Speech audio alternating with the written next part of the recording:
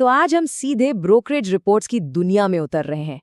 पता लगाते हैं कि एक्सपर्ट्स की नज़र में कौन से स्टॉक्स हीरो बन रहे हैं और कौन से जीरो। चलिए शुरू करते हैं। तो सबसे पहले वो बड़ी खबर जिसने पूरे बाजार का मूड सेट कर दिया है। गोल्डमैन सैक्स ने, जैसा कि आप देख सकते हैं, भारत पर अपना नजरिया बदलते हुए इसे ओवरवेट कर दिया है। अब ओवरवेट का सीधा सा मतलब ये है कि उन्हें लगता है कि भारतीय बाजार दुनिया के दूसरे बाजारों से बेहतर परफॉर्म करेगा। ये एक बहुत बड़ा भरोसा है, खासकर उनके पिछले डाउनग्रेड के बाद। और ये सिर्फ हवाई बातें नहीं है, उन्होंने बाकायदा एक नंबर दिया है। निफ्टी 50 के लिए 29,000 का टारगेट। मौजूदा लेवल से देखें तो ये करीब 14% की बढ़त है, मतलब तेजी का एक साफ साफ इशारा। आगे हम इसे कैसे समझेंगे? हम बाजार के इस नए मोड़ को देखेंगे, फिर उन स्टॉक्स पर नजर डालेंगे जिन्हें अपग्रेड मिला है और उन पर भी जिन्हें डाउनग्रेड किया गया है।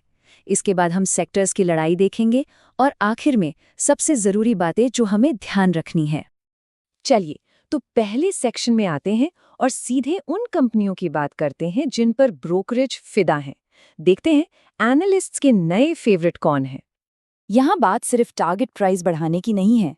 एनालिस्ट्स नई कंपनियों को अपनी लिस्ट में शामिल कर रहे हैं जिन्हें इनिशिएशन कहते हैं, और जो पहले से लिस्ट में है उन्हें अपग्रेड कर रहे हैं।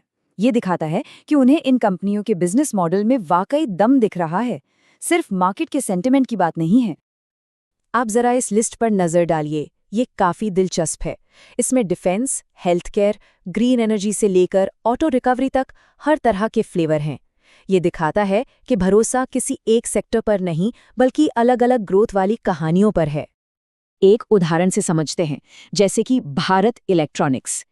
इसका बिजनेस सीधे सीधे डिफेंस सेक्टर से जुड़ा है, जो आजकल एक हॉट थीम है।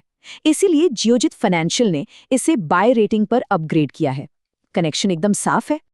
लेकिन कहानी का सिर्फ एक ही पहलू नहीं होता है ना?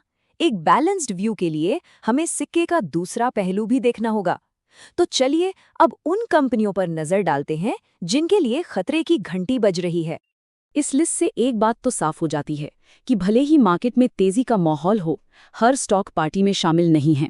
यहाँ एमआरएफ जैसी टायर कंपनी से लेकर आईटी की हैप्पीएस्ट माइंड्स तक हर किसी की अपनी अपनी परेशानियां हैं, जिनकी वजह से एनालिस्ट सतर्क रहने की सलाह दे रहे हैं। जुबिलेंट फूडवर्क्स का केस देखिए। सीएलएसए ने इसे अंडर परफॉर्म किया है, मतलब उन्हें लगता है कि ये स्टॉक मार्केट से भी खराब प्रदर्शन कर सकता है। और इसकी वजह कोई एक नहीं है। बिक्री उम्मीद से कम हुई, मार्केटिंग पर खर्च बढ़ गया, जिससे मार्जिन घट गया। मतलब एक के बाद एक कई मोर्चों पर कंपनी को दिक्कत आ रही है। तो हमने अलग अलग स्टॉक्स की कहानी देख ली। अब थोड़ा जूम आउट करते हैं और बड़े पिक्चर को देखते हैं। पैसा असल में किन सेक्टर्स की तरफ जा रहा है और किन से दूर भाग रहा है। और यहाँ एक बहुत ही क्लियर ट्रेंड दिख रहा है।